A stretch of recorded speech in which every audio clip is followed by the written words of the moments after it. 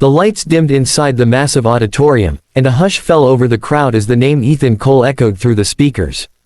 He was just 15, skinny, nervous, holding an old guitar with a crack near the neck, his fingers trembling slightly as he stepped into the glow of the stage lights.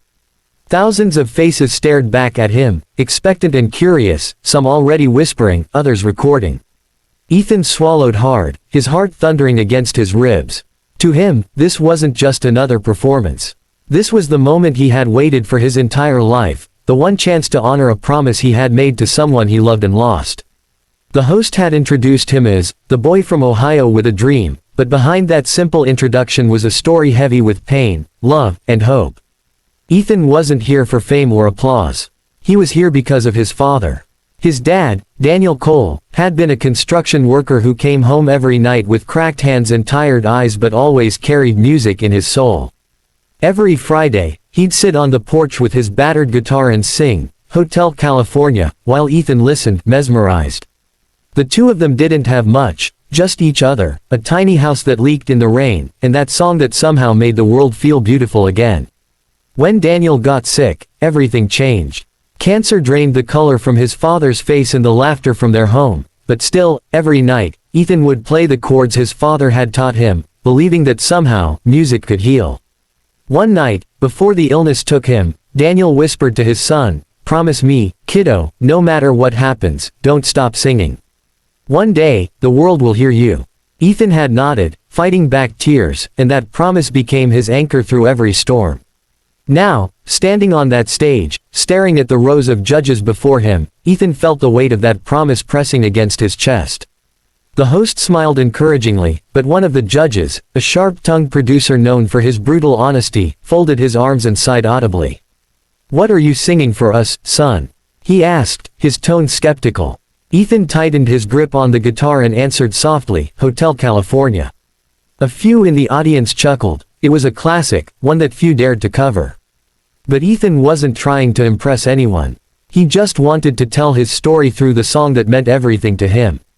The first note quivered in the silence, and then, something happened. His voice, clear yet trembling with emotion, poured into the room like sunlight breaking through storm clouds. He sang the words differently, not as a rock ballad, but as a tender, haunting lullaby. Each lyric carried memories, his father's laughter, their long nights of dreaming, the fear of losing him, and the strength he found in his absence. The melody wove through the hall, fragile but powerful, and by the second verse, you could hear people sniffing in the crowd. Even the critical judge's expression began to soften, his pen still in his hand but forgotten. When Ethan hit the line, "You can check out any time you like, but you can never leave," his voice cracked, not from lack of control, but from a flood of feeling he couldn't hold back. He closed his eyes, letting the tears fall, and for that one moment, time seemed to stop. Somewhere near the front row, a woman gasped quietly. It was one of the producers who had once rejected Ethan in the earlier auditions, saying he lacked charisma. Now, she was wiping her eyes. The audience rose slowly, almost instinctively, as though drawn by a force greater than applause. It wasn't just about a boy singing a song, it was about the pain and beauty of holding on when life tries to break you. When the last chord faded, the entire room fell silent. For 3 full seconds, no one moved. Then the crowd erupted, rising to its feet in thunderous applause. Ethan stood frozen, overwhelmed. He had done it. He had kept his promise. But the story didn't end there. As the judges stood one by one, offering their praise, something unexpected happened. One of them, the same harsh producer who had doubted him, leaned forward and said, "Ethan, that wasn't just a performance, that was a message. Who taught you to sing like that?" Ethan smiled faintly, clutching his guitar. "My dad," he said simply. "He taught me everything I know." The judge nodded slowly, visibly moved. "Well," he said after a long pause, "wherever he is, he'd be proud. You just made history, kid." The crowd cheered again, but behind the scenes, there was one more twist waiting for him.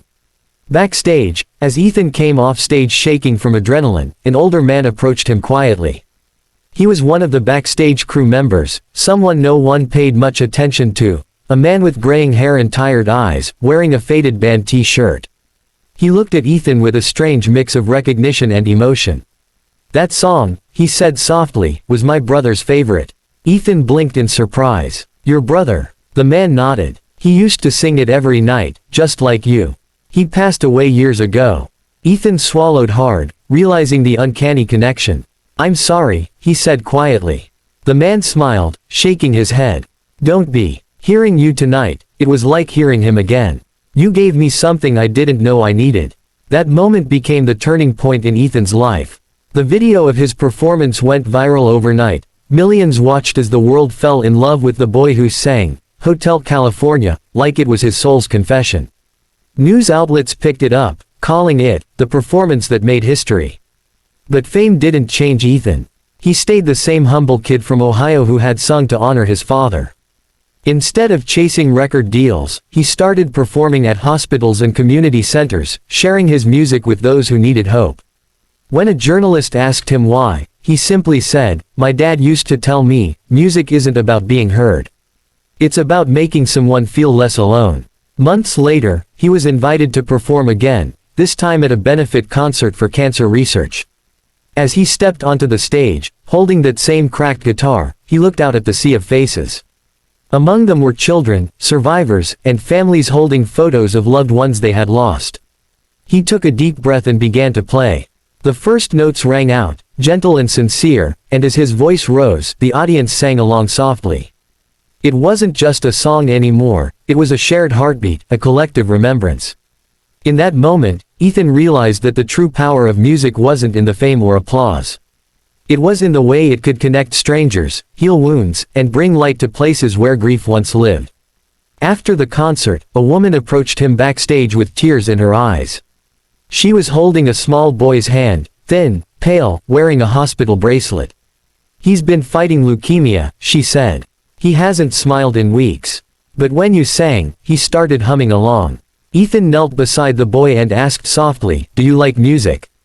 The child nodded shyly. Without thinking, Ethan took off the small silver pick that hung from his neck, a gift from his father, and placed it in the boy's hand. "This was my dad's," he said. "He told me it had magic in it. Now it's yours." The mother tried to protest, but Ethan smiled. "It's where it belongs." That simple act of kindness would ripple further than he could imagine. A year later, Ethan received a letter in the mail. It was from the same woman. Her son had recovered, and she wrote that the boy still carried the silver pick everywhere, saying it helped him stay brave. Ethan sat on his porch, the same one he had once shared with his father, and cried quietly, holding his guitar close. The stars shimmered above, and he whispered, "We did it, Dad."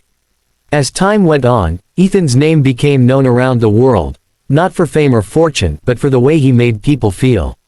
Every performance was an act of remembrance and hope. He started a foundation called Strings of Light, dedicated to giving free music lessons to children who had lost parents.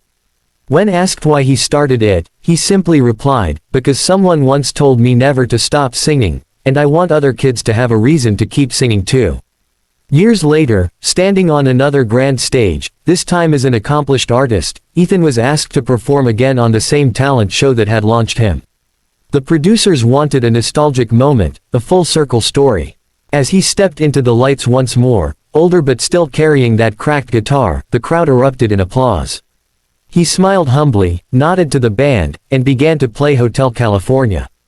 But this time, the screen behind him showed photos of his father, his journey, the children his foundation had helped, and all the lives touched by his music. By the final verse, the audience was standing, many openly weeping. When the last note faded, there was silence again, the same kind of silence that had followed his first performance. Only this time, it wasn't the silence of awe. It was the silence of gratitude. Ethan looked up at the ceiling lights, feeling tears sting his eyes. "This one," he said into the microphone, "is for my dad, and for everyone who ever believed that one song could change the world." The audience erupted, the sound shaking the room, as the cameras panned across faces filled with love and admiration. In that moment, Ethan Cole didn't just sing, he made history again.